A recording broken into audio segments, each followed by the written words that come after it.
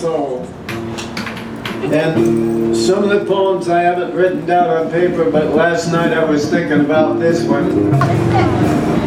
And the title of this show, my paintings, my poetry, everything, is "And the Beat Goes On, Still Crazy After All These Years."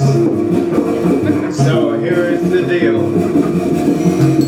When I was little, I was called son, I was called the rumble seat accident. 1930s Ford, early one morning on April Fool's Day. Is it okay? Are you gonna?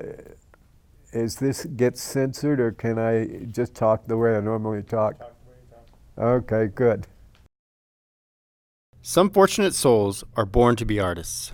Oh, when I was just really young and I was drawing on the walls of the house I lived in, the woman that gave birth to me left the moment I was born, and I didn't see her till I was 8. But then I found out my passion for drawing and carrying on like that really when I went to my birth mother at 8. I was drawing on the walls all over the house just to piss her off, and it worked. Rennick Stevenson is one of those souls. I draw on anything, everything, napkins, tabletops, all kinds of stuff, bathroom walls. I ask people when I go to restaurants or record stores or anything like that, is it okay if I do some drawing on your walls in the bathroom? And they often say yes. So Life is his canvas. His tools are whatever's handy. You know, I've drawn and painted with the damnedest things in the world because I was in jail or in prison or in the funny farm and I couldn't get my art supplies. And so I had to make do, and sometimes it was ketchup, and sometimes it was whatever, you know. But it works. Amazing grace, how sweet the sound. I like the images that come out of my hand, head, and heart, and I don't run that. I don't have an agenda. I've tried that for a long time, to try and plan art. So much for that. And every time I did, I had to tear up the paper or paint it out or whatever and start over again because I wasn't paying attention. In fact, it was that guy, Clifford Still. He was my first major art teacher back in the 50s in San Francisco. And he came up to me the first day of class. I was working on a big canvas and I was trying to make it happen. And he came up and he took a big brush with some gesso on it. He just did a big swash over what I'd started. And I looked at him, what the fuck? You know, and he said, boy, we got to teach you how to color outside the lines. And the light went on because that's part of the whole beat thing, coloring outside the lines. And that's what makes a successful piece of art, whether it's a dance or music or painting or whatever it is, sculpture, any art form, because that's all living. People like my paintings because I paint from my balls, paint from my heart, not my mind. I paint and write my life out. My poems are about life. And if my heart and soul is right, I'll be shown why bother. My paintings about life. I make everything I say or do be an art form. A natural art form, just pure right to the heart and soul. And that's all I've ever had is my art, you know? So you got to be a good steward of your gift. Pass it on. I don't know if I'm not going to get any taller, that's for sure. Rich like me. Just very simple. It's about everything you do, that I do, that anybody does. Connected to earth and sky. Living your life creatively is the highest form of art. I was lost. I got clean and sober December 28th, 1977. All my drinking and drugging days, I was a Jekyll and Hyde. My art would be really wonderful, and my behavior would be just, like that. And it made no sense at all. It was how I treated the world.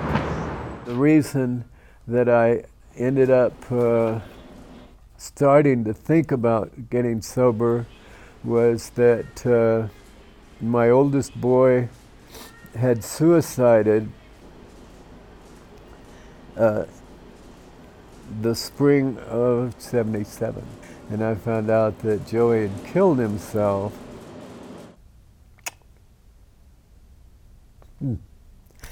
2 days before his 21st birthday. And he did it on peyote and tequila. And he drowned himself in a lake just outside of Seminole, Oklahoma, where I was born. And he didn't think anybody loved him. And he just wanted, because I'd left him when he was 3. And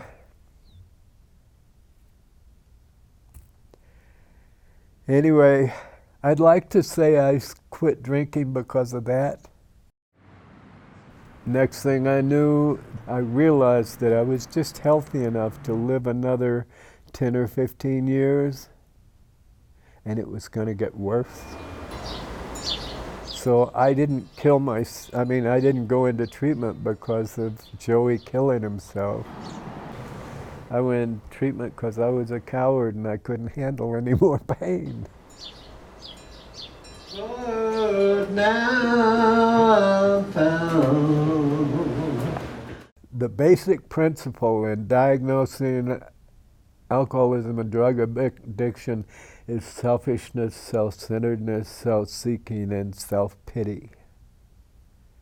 And that's how I'd lived my whole life. I call my higher power holy shit, because my higher power came to me when I was in detox and said, she was with my son. I said, Joey, what can I do, man? I can't bring you back to life. And he wasn't 21 yet, because when you kill yourself, you stay what age you were then. And he was almost 21.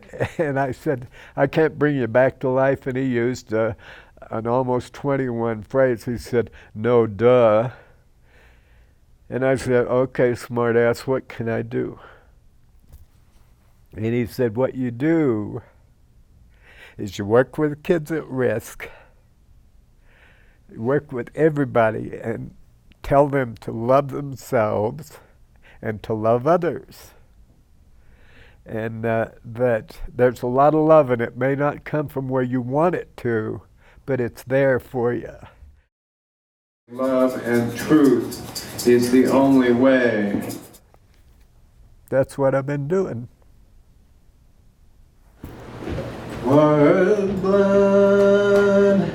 In my sobriety, not only was I a good painter, but St. Luke's had me working there, and we started the first Outward Bound program and everything for alcoholics and addicts. And I really got locked into it, and I quit smoking cigarettes, and I was running ultra marathons and climbing mountains and taking patients to the mountains and all this stuff. And all of a sudden, I couldn't do any of that anymore. Rennick was diagnosed with Parkinson's disease, as well as a mild form of Alzheimer's. I have trouble walking. I have trouble talking. I can't use a computer anymore because my fingers do this dumbass dance. But that obstacle has only made him focus more.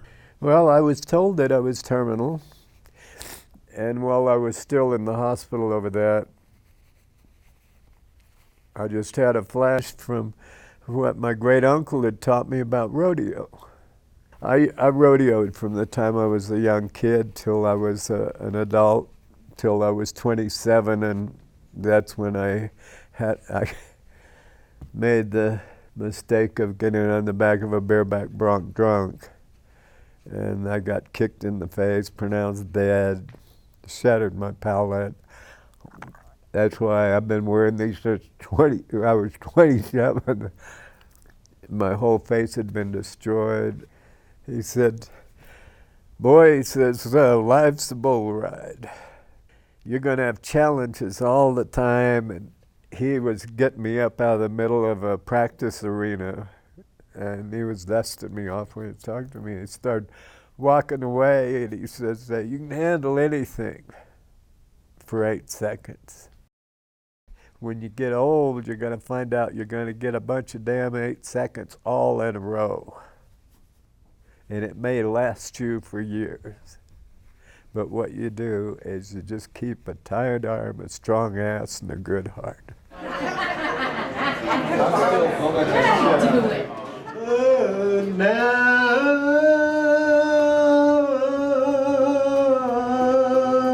So it's living every moment and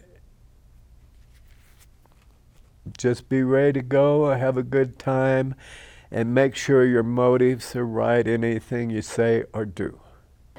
I think that he's a source of inspiration, and the life that was led boggles my mind on a regular basis, and so it's always good to see another little piece of his soul. And the bottom line for that is very simple. You know, we tend to complicate wet dreams, but the bottom line to that is you look at it, and if you don't like how it's working, you paint it out and start it over again. I'm exactly what I always wanted to be right now. And I know this is going to go on a disc, and some really strange people are going to be watching this shit. And they're going, my God, that guy's crazy. You're absolutely right, folks. I'm crazy as an outhouse rat. And that's why the name of my show is And the Beat Goes On, Still Crazy after all these years. I see. Thank you all very much.